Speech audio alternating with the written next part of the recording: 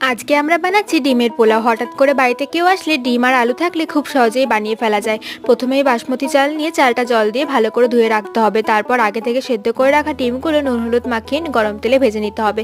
ডিমগুলিকে খুব লাল করে ভাজার দরকার নেই, দুই পাশ হালকা করে ভেজে তুলে রেখেছি। এরপর আলুগুলো নুন হলুদ দিয়ে একইভাবে ভেজে তুলে রেখেছি। এরপর ওই একই তেলে তেজপাতা, এলাচ, লবঙ্গ, দারচিনি ফোড়ন দিয়ে পেঁয়াজ কুচি দিয়ে হালকা ভেজে নিয়েছি। পেঁয়াজটা ভাজা হলে এর মধ্যে টমেটো কুচি আর আদা রসুন বাটা, কাঁচা লঙ্কা বাটা দিয়ে আবারও ভেজে নিয়েছি যতক্ষণ এটার কাঁচা গন্ধ না যায়। এবার এর মধ্যে জিরে গুঁড়ো, ধনে গুঁড়ো, হলুদ গুঁড়ো, নুন, কাশ্মীরি লঙ্কার গুঁড়ো, ধনেপাতা কুচি দিয়ে মশলাটা মিশিয়ে কষিয়ে নিয়েছি।